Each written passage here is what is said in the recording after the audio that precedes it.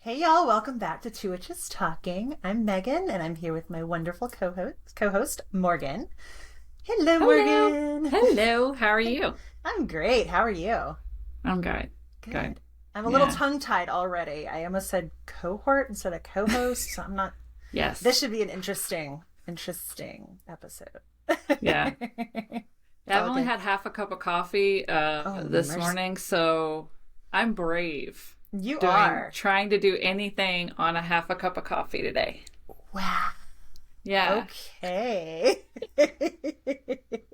Yeah, I've only had, and I know I am the coffee addict of the group.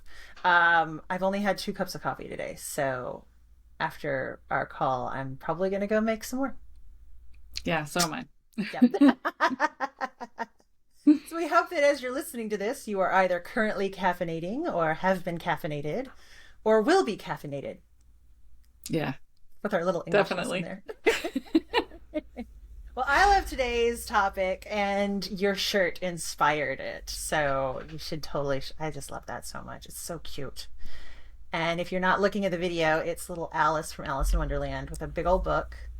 And what, like all the characters are like Yeah, ghosts? all the characters are like kind of like ghosts behind her, and Yeah. she's just sitting there reading the book. But it's very, what is that, kawaii? Mm-hmm. Kind of like the style is very kawaii, very cutesy. Yeah. Um, Yeah. but yeah, I was putting this on this morning and we had already texted and we're like, I don't know what we're going to talk about today. So I was like putting this on and I was like, man, Alice in Wonderland has formed so much of who I am as a person. Mm-hmm.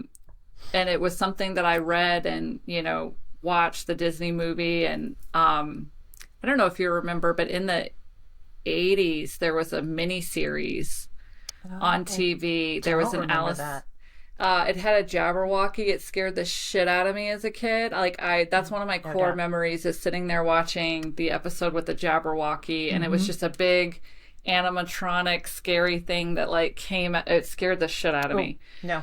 But I understand. You're like bringing back memories of Jaws. I saw Jaws too young. Oh. And like as an adult, like it looks so goofy. You can tell that's just an animatronic with like yeah, a hinged thing. And it's yes, still like, can't. yeah, Nope. yeah. But that I think for me at least, Alice in Wonderland formed a probably a core part of who I am, Yeah. which is extremely curious, Yeah. always asking questions, always exploring things, to figure things out for myself, and then always using my imagination. And so that's when I texted you and was like, hey, do you have any like weird or unconventional things from your childhood or like, earlier years that formed who you are, like core pieces of who you are or influenced it? And yeah, that's what we're going to talk about today. It's such a good idea. So instead of being like, because I feel like we've talked about it before, either on this podcast or your podcast, but like pop culture, like witches and witchy movies and all that, which is all fun. And, we are more than just witches. We are a whole human being who is we're each witches, and we've got all these other experiences and ways of looking at life and approaching challenges and all that. So this is such a good one. Yeah. Well, you started talking about Alice in Wonderland. Do you want to talk about that a little more? Yeah. So I think, and even like, I mean, I could tie Alice in Wonderland probably into being a witch as well, just because the concept of Alice in Wonderland taught me to question everything and like always be questioning, and really never, when you're presented with something, never stop questioning. Yeah. And so I think that is, I mean, not only is that a huge part of who I am as an individual, but it's a huge part of what led me to being a witch and what led me to honestly probably doing anything in my life. It's, because I've always just asked like, well, what if I did that? I'm curious. Let me let me see. What if I do that? What if I do that? So Yeah, for me, I mean, it's even such a huge part. Like for those who are watching on video, it's literally a half sleeve of my arm is Yeah. a dark Alice, with a dark caterpillar, and then the dark Cheshire cat is sitting So up here. cool. So it's such a huge, like it's a tattoo on my arm that takes up half of my arm. It's such a core piece, and this was actually supposed to be a full back piece, Oh, but wow. I knew that I was never gonna sit for that long. So No joke. my tattoo artist and I turned it into a half sleeve, Yeah. and it's not quite finished, but I'm like, dude, you went down on my elbow. I'm like, Yeah. I'm good. We can just leave it. Right. It's fine. Yeah. So that was definitely, I think I read Alice in Wonderland. It's not very big. It's a very small book. And I understand that it was written in the time that it was written. It was more of a slap to the government, the current government, and it was a satire of the current climate, of, you know, queens trying to cut off people's heads all the time, and, you know, I want to say the Hare is a political party in England, and or represents, the March Hare does, but also the Mad Hatter also represents a political party. I never cared about that. I never cared about that. Right. Yeah. Yeah, but I think I read it when I was actually probably about 7 or 8 years old. And of course the Disney movie Yeah. just made it really accessible, you know. Yeah, for sure. But yeah, How do you feel about the Johnny Depp live action Alice in Wonderland? I'm not a fan. Yeah. I'm not a fan. Now, I love Johnny Depp as the Mad Hatter. He is phenomenal. Yeah. And the first one was good. That one was better than Through the Looking Glass. Through the Looking Glass was horrible. It was really strange. And it was like, Yes. what are y'all trying to do here? Yeah. Yeah. No, it's definitely, I've watched the first one a few times. Just as plus two, I love Tim Burton. Yeah. Yeah. So He's I've so watched good. the first one a few times. I've only watched The Looking Glass once. It just was not that great to Yeah. me. But Johnny Depp as the Mad Hatter is fabulous. Yeah, phenomenal. Just love, and I love Helena Bonham Carter as the Red Queen too. Yes. She's so good. Yeah. Yes. Yeah. Yeah. Yeah. I think my problem with it, because I know I'm kind of on the fence. I'm like, ooh, I love characters and parts of the Tim Burton. And I think my hang up is actually Alice. Like that actress didn't feel believable to me. No, she was So- very dry and what is the word when you just don't have emotion on your face? Yeah, like flat affect. Yeah. Yeah. Yeah, flat It's- affect. There was nothing there for Yeah. Alice. Like Alice is very emotive. Mm-hmm. Like she's always like she will tell you her feelings. She will tell you she has yeah. reactions. And in fact, if someone tells her to not do something, she's very like, whoa, excuse me. And she's very expressive, extremely expressive. Yeah. And for me, the actress just was deadpan Yeah. in the face and the emotion, and just didn't quite do it for me either. And I think that was the problem as well. That makes sense. Well, I think it's funny, like, as you're describing it, you're like all these personality characteristics and all that. I'm like, well, that's you, and that's you, and that's you, and that's you. All in good ways. And it's just so funny. It's like, oh, if somebody tells her not to do something, she's like, the fuck is that? I'm like, I feel like I've actually been in the room with you. And you're like, oh, really? Watch me. So. Yes. I Very love much that. so. Amazing. Oh my gosh. Well, I have two movies as well. My earlier one is the original Ghostbusters. Number one, just Ghostbusters.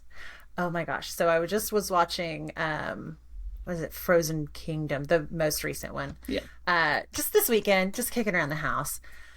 Oh, it's such a nostalgia trip. I just love it so much. Anyway, the first Ghostbusters, though, it was just so imaginative. I think it was the first time that I saw scientists portrayed in such a positive light. And they're scientists into all the woo and the quote unquote pseudoscience and psychology and all that. And so, like, in college, I was a psych major for a while. And I think that movie, like, helped me realize there was possibility. It's funny as hell. I love that Dana is like a strong, powerful, independent woman. She was a musician. I played violin as a little girl. She played cello. And it just, like, I don't know. There's just something about that movie that feels semi-autobiographical from my childhood. And I love it. And it cracks me up, and I could probably just recite the whole movie from start to finish if you put it on. So what do you think of the not only the sequels, but the remakes over the last few years? I never saw the all-girl remake. It felt... Like, period? At all. I've never seen it. And I love, like, Melissa McCarthy and all of those women. I can see their faces in my head, but I can't. Kate McKinnon plays like the Bill Murray character. Yeah. I love her. I loved that movie. Did you? Okay. It is a very unpopular opinion. Yeah. It did not do well, but for me, if you don't, because the original cast members are in it as other characters as well. So if you are not watching it as a remake of Ghostbusters, I think that's what you can't do, is because a lot of people were like, oh, but this doesn't compare to like, nothing compares to the original. Right. Okay. Right. It doesn't. Yeah. But for what it was, I thoroughly enjoyed the movie. We own it on DVD because, and I also like, just as a side note, Chris Hemsworth is their assistant. Right. And he's dumber than a bag of bricks, and it is amazing. Because they literally just hire him because he's eye candy. Yep. And so I love the reversal of objectifying a man and putting him in a role just to look at him, even though I love it because it's done in movies for real. It is. Yeah. The opposite way. Yeah. But this time they're making it a point to show that that's what they're doing. And so I loved it. That's awesome. I loved it. That's awesome. I love Kate McKinnon too, though. She's so great. Oh my gosh. Yeah. But yes, the whole cast is great. That is awesome. I need to watch it. It was one of those things, like, it came out and I was like, oh, I should go see it. And then it got bad reviews and I was like, I'll see it at some point, and I never got around to it. So it's not that I have anything against it. I'm like, I don't know. So I haven't seen that one, but I have seen the two updated ones, like with Paul Rudd and Carrie Coon as the parents. I love those. I think they're so cute. I think they do a really good job of remaining faithful to the whole kind of Ghostbusters universe. And like I said, the most recent one is just such a nostalgia trip with, like, all the references to the first movies and all that. So I think it's really fun. But it's funny that you were mentioning Chris Hemsworth, because I think that was another thing I really liked about Ghostbusters, is that Annie Potts' character was, I mean, she's a doll. She's so cute, but she's not like a typical woman that would be objectified and put in that role. And she was smart as hell. Yes. I just loved it. So yeah, everybody was really smart in the first couple, which is what I really like too. Yeah. Cool. So what's your next one? So my next one, actually, Colin and I watched the Pee-wee as himself documentary last weekend or weekend before last. Yeah. And we've been wanting to watch it for a while, and it's on, I think, HBO Max. And we watched it, and it was while we were watching it, and they were showing clips of, like, Pee-wee's Playhouse that I was able to, because I asked you, we talk about things before, during, and after documentaries. Yeah. And Colin was like, oh, yeah, I was a Pee-wee kid. And I was like, oh, I know I was a Pee-wee kid. But then we started watching the documentary. And that is when, like, when they would show clips of the show and the movie, I would sing along, or I could say the lines perfectly. And Colin's just kind of looking at me, you know.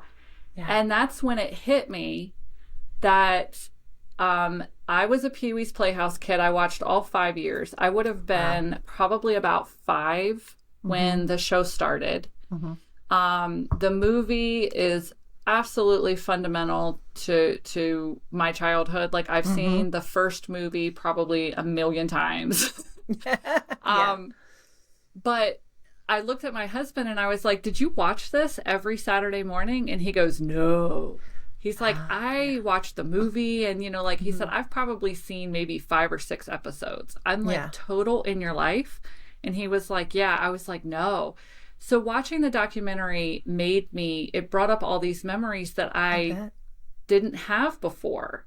That I was like, oh my God, I used to annoy the shit out of my mom with the word of the day, because Pee-wee had a word of the day, and when anybody said it, you had to scream. Yes. And so I took that, like, every Saturday, my mom would be like, oh my God, Morgan's going to come out here, and if I say that damn word, I'm going to, because I would annoy the shit out of my parents with it. But I was, so that's when I go one step further. Amazon Prime now has all 5 seasons. Oh, cool. So Colin turned it on one morning. He turned on one episode. And I was literally singing along to the opening. I was singing along to the Connect the Dots. When Zombie would come out and grant a wish, I could, you know, micka licka hi, micka hiney ho. Like, I was, so the funny thing is this past weekend, Saturday morning, I wake up early than everybody. I made a cup of coffee, and I literally sat there in the chair and watched Pee-wee's Playhouse. And just like I used to do when I was a kid. And Colin came out and he heard it as he's walking down the hallway to our living room. He hears, you know, Pee-wee's Playhouse, and he gets to the end of the hallway and he's just laughing. And I was like, dude, I am in my happy place right now. I need you to not. You should not make fun of this. But it's just, I realized so much of, number one, my artistic style came from, like, the way I create art is very much the way that Pee-wee's Playhouse is designed, where each wall is a different aesthetic. But, like, I was crying during one of the episodes because it's not the mailman. It's one of the other characters says, it's Captain Carl comes out, and he's like, Pee-wee says something, and Captain Carl goes, Pee-wee, you're really twisted. And Pee-wee goes, thank you, Captain Carl. And he goes, yeah, you're welcome. And I'm like, this is why I'm so weird. Like, I love that. That actually explains things, because I watched Pee-wee's Playhouse as well. Yeah. Like, he taught you, especially if you were watching it when it aired. Like, for me, I was 5, 6, 7, like, very formative years of, like, a personality in psychology. You know? Oh my gosh. He taught you, do what you want. Like, if it makes you happy, do it. He taught you to be yourself. He taught you to be weird. He would take the tape and just put it all over his face. And I remember doing that. There was an episode where he's like, hey kids, I took a potato and some pencils and created an animal. You should use your imagination the same way. I remember stabbing pencils into our potatoes, you know. So everything that annoyed my parents when I was little, I probably learned from Pee-wee. But it's just, I realize now, he taught me when I was young to walk to the beat of my own drum, to be myself and to be unique, that it doesn't matter what other people think, that if it makes you happy, then do it. And if it's not hurting anyone and it makes you happy, do it. But express yourself and be creative and be yourself. And I'm watching it, you know, slowly. I'm going through it in the mornings, watching episodes of it. And there are some that just hit me so deep that I do cry, because I'm like, I forgot all of this, but it totally explains why I'm so weird, like, in a great way. I love that. Yeah. It's like inner child healing. Yes, 100%. Because now I can annoy my husband with the word of the day, and he won't get it won't have that mother wound effect thing, Right. because he'll just be like, oh, fuck me, and then just like start laughing or something, you know? Right. Like he won't chastise me, or it Right. won't be like, stop doing that, Morgan, you know? He'll just laugh it off, and, you know, so. So did you watch this morning? Not this morning. Okay. I did not have time to this morning. Yeah. But that's just because I was like, no, I need to meditate instead. I understand. I was just going to ask if there was a word for today. So, yeah. No word for today. No word. Womp womp. It's okay. It's all right. It's fine. Yeah. I love it. Well, mine is, it's interesting because I didn't really think about the inner child healing part of Pee-wee's Big Adventure until we were just talking about it, because then my other movie is something that I saw in my early 20s. It's The Divine Secrets of the Ya-Ya Sisterhood. And I read the books as well after this. But, you know, it's about the really strained and rough relationship between Sandra Bullock and her mom, who's played by, I guess, Ashley Judd when she's younger, and then Alex Burstyn when she's older. Or Ellen Burstyn, excuse me. And it's through this whole lens of Sandra Bullock's childhood and then like as an adult. And I was like, oh my gosh. And it was just like a mirror for my own experience, because my mother didn't have issue with like alcoholism or anything like that. But there was that narcissistic part that was the same. And there was it was like when Sandra Bullock was like, oh, I'm, you know, sharing this off the record, and it ends up being printed. That like feeling that she shows her character going through, that like stomach drop feeling of, oh God, I'm going to pay for this for years. Like literally, I could just feel that. And what was so pivotal in that is that I felt unalone, which was amazing.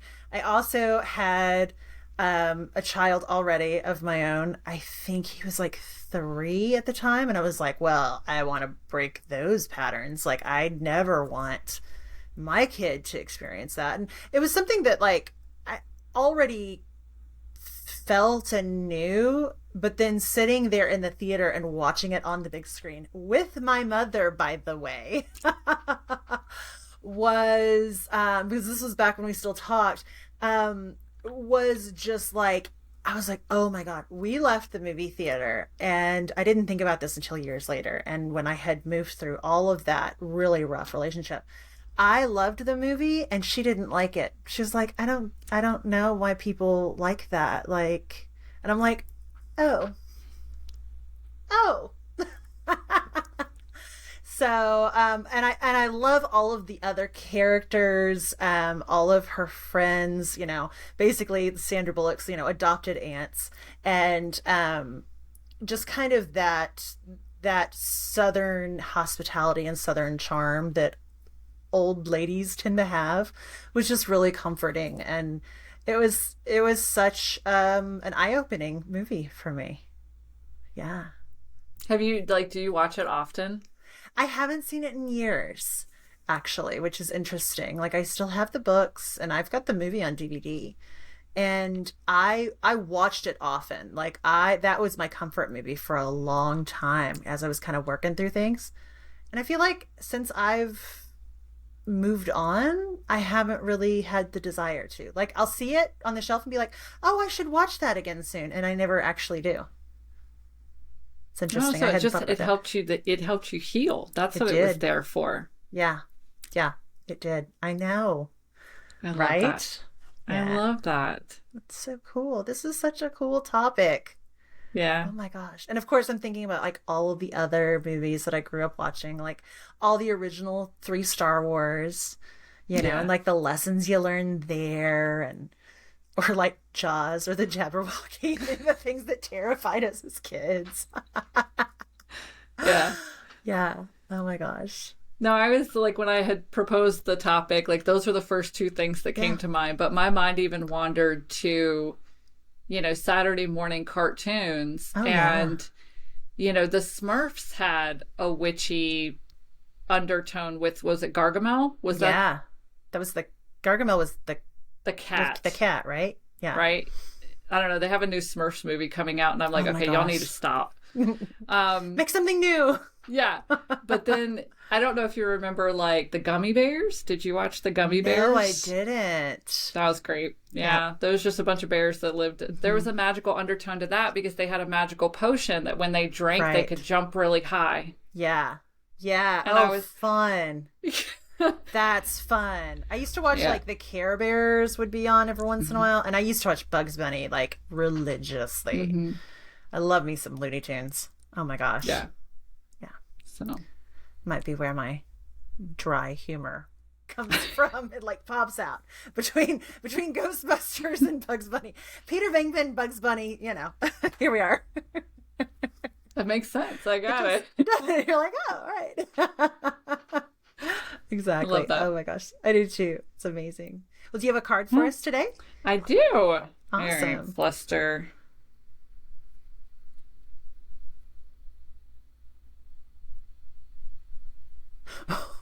What's that face? We're getting real today. Oh, okay. Put on my psychologist voice. What aspect of your life currently feels stagnant? Huh.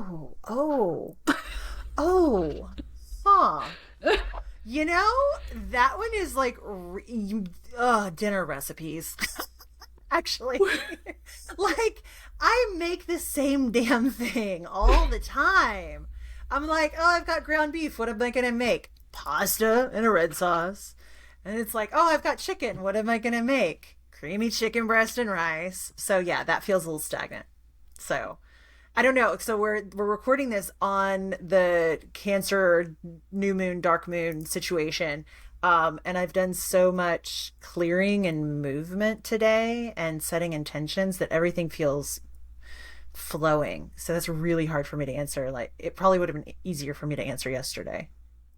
And I had just as like, I love how there's so much crossover sometimes between like our podcast and then my podcast. Yeah. But the episode that actually came out today is the one I did on burnout. So I mentioned how in the future, because when I was recording it, I was like, oh, I have a burnout session with you. Yeah. Which now was yesterday. Right. But by the time this airs will have been 2 weeks ago. Look, we're time manipulators here, and I love that. But yeah, like yesterday, I could have given you a fucking laundry list of shit. So now I'm just gonna piggyback off of your, because honestly, food is a huge part of me. I'm motivated by food. My husband and I are foodies. Yeah. Same. So like I brought leftovers for lunch today and I'm not happy. I know that if anyone out there says I'm running to insert fast food place here, does anyone want anything? I will say yes today. Yep. Because we've been eating, and I've been eating healthy and it's great, you know, but like Colin's garden produced literally about 20 pounds of tomatoes, if not more. Wow. So not only have we been giving away tomatoes, but I made a batch of tomato sauce over the weekend from scratch, and we've been eating that as well. On everything. That's the thing. It's like, it's yummy food, but it's just kind of the same food. Every day. And like, Colin's like, well, I'll make chicken tenders and we can have sauce over it, like chicken parm. And I'm like, yay. Girl, you need to freeze some of that. No, I think that's what we're going to do. I think I'm going to go home and freeze the last container of it. Yeah. Be like, we'll have this another day. Yeah. So if y'all have recipe suggestions for us or a favorite recipe site, please send that to us. It's TwoWitchesTalkingPod@gmail.com. Thank you. We love you. Thank you in advance. Because we need to get some inspiration. We're bringing all our creativity and inspiration to our work, and then we get done, we get in our kitchens, and we're just like, the fuck do we do now? So. Yeah, and even the people I follow on Instagram are not helping right now. They're like, they're like, oh, here's a chicken rice lime bowl. Oh, here's a chicken rice sriracha bowl. Oh, here's a chicken rice taco bowl. And I'm like, can we get something other than chicken and rice, please? Yes, exactly. I know. Yeah, it's real. It's real. It's all right. We'll figure it out. Yeah. Maybe the new moon will bring some inspiration in the kitchen as well. So yes, hopefully. I'll set that intention. Yeah, I love that. Well, anything else? No. Okay. Well, all of our links are in the show notes, but we would love for you to follow us at Two Witches Talking on Instagram. Find us on YouTube under Ink Goddess Creations YouTube channel. We're on podcast, and we do have a Patreon. And just search up Two Witches Talking, and you'll find us there. And seriously, send us your recipes or your links. We would love that. But also send us in any of your witchy confessions, which we will read anonymously on the air. Send us any email, any feedback. We actually had, so it's going up tomorrow as we're recording this. So 2 weeks ago, the magical creatures episode was inspired by an email, and I just wrote her back and I was like, hey, do you mind if we read this on the air? So if you do email us and we would like to use it on the podcast, we always reach out to you first to make sure that's okay, and we keep your name hidden. So we got to protect our people. So yep. But yeah, give us a like, a follow, subscribe, share. And y'all are making our little podcast just rocket off the ground. We've got a lot of listeners and a lot of plays. So thank you so much for sharing this time with us. Yes, thank you. Yeah, I love absolutely. It's so great. All right, y'all. We will see you next time. Take care of yourselves and stay magical.